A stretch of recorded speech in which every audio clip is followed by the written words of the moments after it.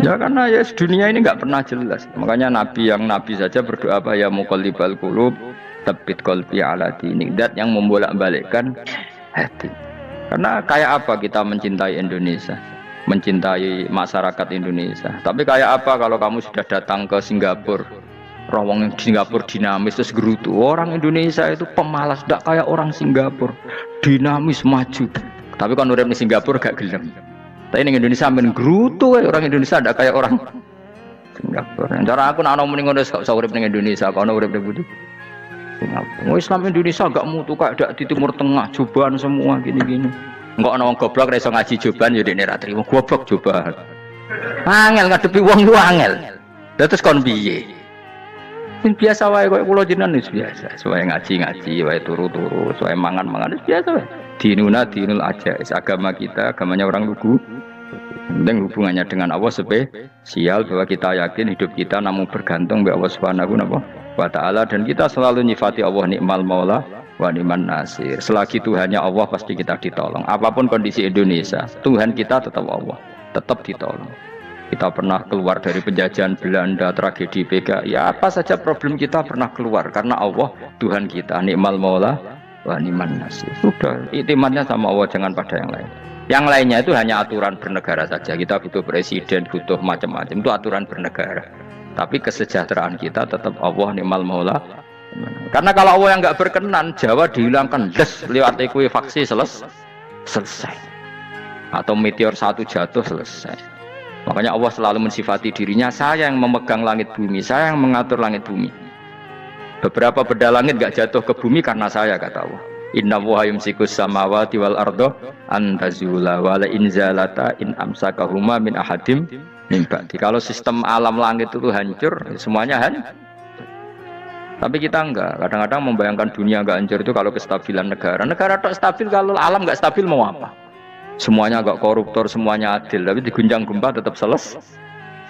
Diundang faksi tetap selesai. Makanya Allah selalu mengingatkan kita, aamintum man fis sama ayakhsifa bihumul ardo fa idza hiya tamur. Kenapa kamu merasa aman di bumi? Bumi ini setiap saat bisa likuifaksi, kata Allah. Karena bumi itu dzatis sodok, potensinya pecah. Tapi kalau kita ingat situ kan akhirnya bergantung sama Allah sambil bernegara secara benar, bertetangga secara benar. Susahnya apa sih hidup benar? Wong hidup benar itu nikmat. Kalau mboten nate urip susah. Ngerti masalah sik ning pangeran Gusti niki wae jenengan sudah selesai. Dadi nak tahlilan itu ramene tok, dijiwai nikmal maula.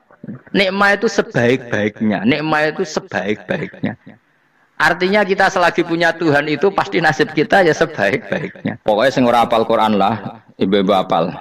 Yo syaratnya yo. Terus sing ora hafal ibu-ibu hafal kudu hafal ayat iki. Paling gak yo hafal maknane. Ya tak wacana sitok-sitok. Summa aurasna, manan kemudian saya kasihkan. Karena anak dimanani waris itu kan kesane sing ngekeki mati. Adalah Allah ora mungkin mati. Mulane Imam Suyuti urun atoina, manane aurasna iku atoina paring. Kok nak dimanani waris kesane kan yang memberi mati. Padahal pangeran ra bakal mati. Ono Imam Suyuti. Cara aku niku wong Isra kabeh maksudnya ora ngono. Mulane aurasna mek dekne diganti apa? Atoina. Ya agak ulama dadi ra roh karepe.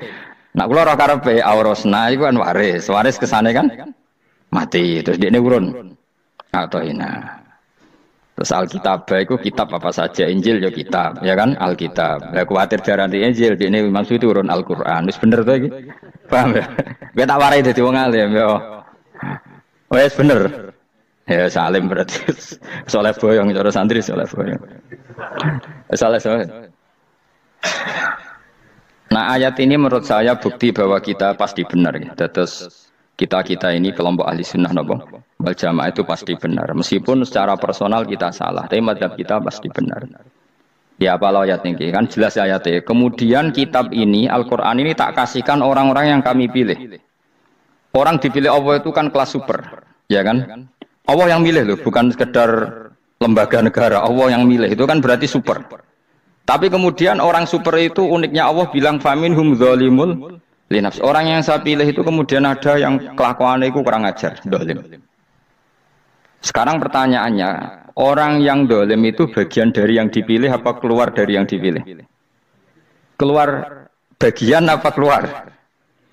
bagian. Makanya cara ahli sunnah wong fasik ora keluar dari Islam. Mergo minhum rujuke je alladinas tofahina. Paham ya mulane ora usah terprovokasi wong-wong. Wong nek zina ora Islam dosa gede, ora Islam nyekel patok kuburan, ora Islam dikeris, ora Islam. Iku keliru. Wong Allah dhewe dawuh kemudian Quran ini tak kasihkan sama orang-orang yang kami pilih. Lah yang kami pilih itu ada yang berstatus dolim. Artinya yang dolim pun masih berkategori yang kami pilih. Artinya minimal tidak keluar dari Islam. Itu kan normal. Misalnya saya sebagai pelatih milih 11 pemain. Ya tentu setelah di lapangan ono sing dolim kan. Mau ngamun toh. Mau kerobok toh. Tapi tetap dia pilihan kan. Tapi tentu nanti yang terbaik ya yang kerja keras, yang ngegulno. Tapi kan tetap dia sudah pemain di dalam situ. Jadi jelas ya. Makanya ya saya ulang lagi ya, tak latihan. Misalnya ja'an nasu, misalnya manusia itu datang faminhum zaidun, waminhum amrun, waminhum bakrun. Artinya ketika kata manusia itu pasti memasukkan zaid, amr, bakar. Orang-orang yang dipilih Allah itu ya siapa saja, yang penting kategorinya dipilih. Meskipun setelah dipilih Allah itu ada yang berstatus dolim. Nah kenapa tetap dipilih Allah? Ya karena dia punya status. Tak warai ya dadi wong alim. Meskipun sampean boleh bantah siji yo kadang keterbatasan ilmu. Nomor loro hasud, bantah kan sebab macam-macam. Hasud, nomor telu bantah gue kegiatan. Kayak wong kuliah nak agak kritis kan darani ra pinter. Jadi cocok lah ya kudu bantah. Engko khas-khasan cerdas apa? Nomor 4 bantah niku sifate wong wedok. Menang kalah protes. Berarti kowe ora lanang berarti wedok tukang protes itu wedok. Nomor 5, bantah itu berarti dia punya keiskalan tapi nggak bisa keluar dari keiskalan itu. Jadi problem Anda ditimbangkan ke saya, itu ya rasopan. Problem-problemnya dia kok ditimbangkan ke saya. Begini terang hukumnya Allah Ta'ala itu ada yang berstatus itu lugu. Lugu itu ya lugu ummi. Karena agama ini memang ummi. Ummi itu lugu. Sehingga agama ini tidak perlu diterangkan. Ketika Abu Hanifah, agama ini ketika datang, itu orang lugu. Lugu itu murni. Murni itu proporsional. Sehingga sifat ummi itu baik. Misalnya saya bilang gini, rungon awas kena keliru. Kalau kamu sholat itu batal kalau makan. Itu ukurannya 1 upo apa 1 piring? 1 upo kan? Itu sudah batal. Terus kalau saya bilang gini, Jong nak tamu keimangan, itu 1 piring tak 1 upo. Ndak jawab ya? Sabireng, ora iso misal, tak keimangan gue sak upo sing penting. Nah, lalu Anda ditanya gini, lalu definisi makan itu apa? Memasukkan 1 piring ke mulut, apa 1 upo ke mulut? Dalam bab sholat, 1 upo ke mulut itu makan. Tapi dalam bab hormat tamu itu 1 piring. Setuju ya? Tak warai pinter kayak. Jadi hukumnya Allah itu ada 2. Ada hukum itu lugu dan ini bagus. Makanya saya itu kenangan saya terbaik dalam membela Allah dan Rasul. Saya ulang lagi, kenangan saya terbaik dalam membela Allah dan Rasul itu masalah faraid. Dulu mungkin banyak yang ingat lah ketika tahun berapa lupa saya, tapi ada seorang menteri dan pakar Islam menggulirkan isu hak waris itu sama, lelaki dan perempuan sama, alasannya karena perempuan sekarang kerja. Jadi gara-gara kesamaan gender kemudian mereka ingin bagi waris itu apa? Sama lidzakari bisul hadil, saya itu ditentang. Gerakan itu pernah menguat, termasuk yang bisa dengan tanda kutip bisa menghentikan gerakan itu termasuk itu saya. Yang punya pikiran gitu tak parani, tak tantang begini. Saya bilang gini, Anda ngomong ini itu karena pinter apa karena tren? Tak tanya, ya karena pinter. Saya ini kan orangnya keren, punya kepangkatan jos. Ya kepangkatan jos, kepangkatan dunia, mesti cara pangeran bojos ora ya ora. Cara ukuran dunia itu jos loh. Tak tanya, saya itu Pak, termasuk yang setuju gerakan kesamaan gender. Dulu kan lelaki perempuan itu beda sekali karena lelaki kerja perempuan tidak. Sekarang sama-sama kerja maka warisnya harus sama. Terus saya tanya gini, lalu penyebab warisan itu kerja apa lelaki? Dia jawab kerja. Dia nggak ngerti kalau ngadepin saya. Saya ini kan orang alim yang biasa belajar mantek. Dia ini roh nak aku ngalim. Sembrono ya jadi ini. Ketika tak tanya gini, lalu misalnya saya punya anak yang anak saya putri itu direktur BUMN atau direktur bank atau direktur PT besar. Kemudian anak lelaki saya idiot, goblok. Warisannya dikasihkan siapa?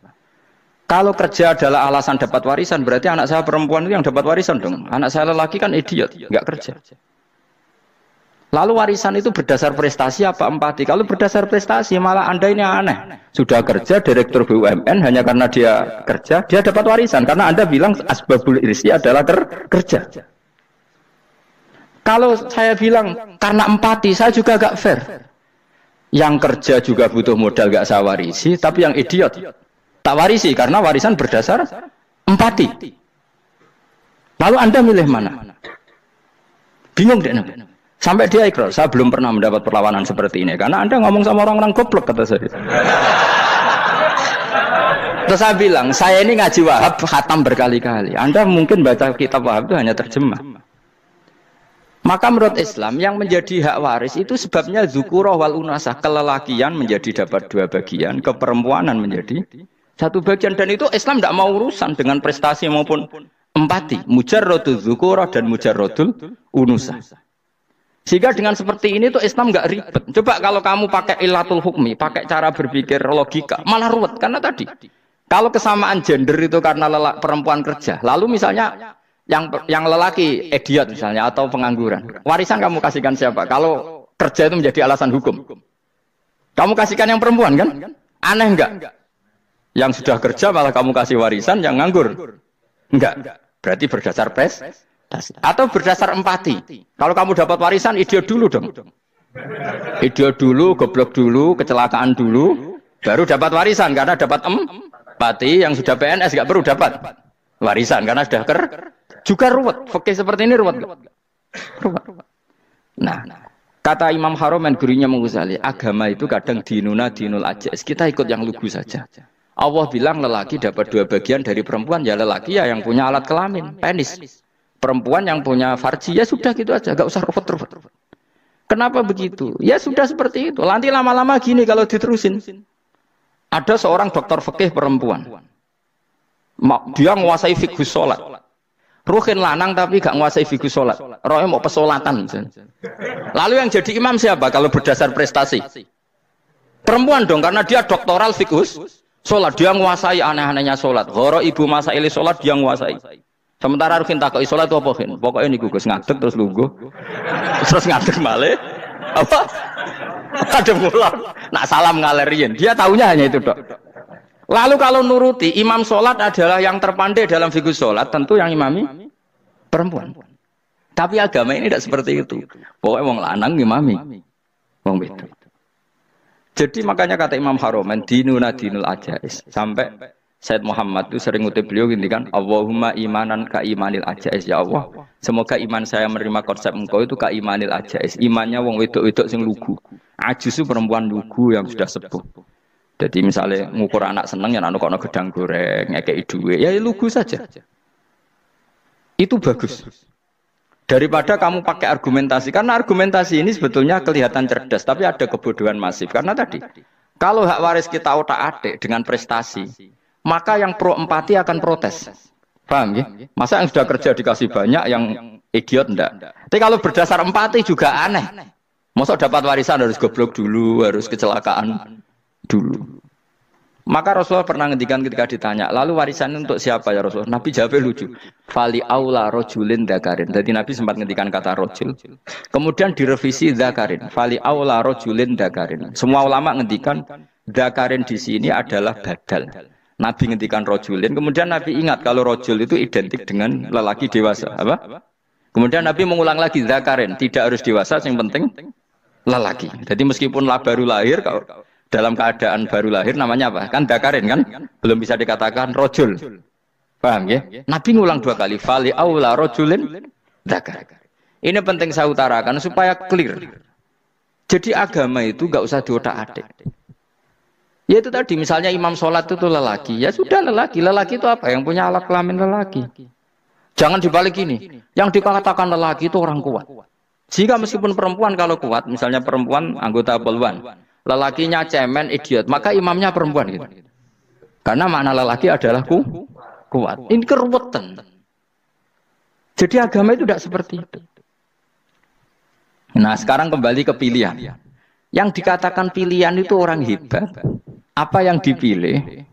Apa berdasar definisi? Apa berdasar kehendak yang milih? Loh, kamu udah pinter, tumben. Tumben udah pinter. Alam raya ini milik Allah. Dan semua di alam raya ini milik Allah. Maka dipilih dan dipilih itu terserah yang punya apa terserah kita. Apa terserah kriteria, apa terserah definisi. Dalam konteks kita sebagai objek diambil, tentu terserah yang punya. Kemudian Allah bilang, orang-orang itu saya pilih. Nah, kalau milihnya Allah berdasar kepunyaan, tentu Allah boleh dong memilih orang yang sebetulnya berstatus dolim. Ya tapi ya tetap dia dolim, tapi ya tetap dipilih. Kenapa ya? Karena Allah yang punya. Saya misalnya orang kaya, boleh nggak punya HP buruk? Boleh kan? Terserah saya. Saya orang kaya, beli HP mahal, medium dan paling buruk. Boleh enggak? Boleh, saya yang punya. Nggak boleh, Gus, dengan orang kaya harus beli HP yang mahal. Yang bilang harus ya. Nah, kegoblokan kita ini seperti ini. Nak wong sugih HP-ne kudu larang. Nak wong alim kudu bojone ayu. Sing kudu darani kudu ayu ku sapa? Nak maji jalan nang dumbu swarga lho kudu iku sing swargane mbam tapi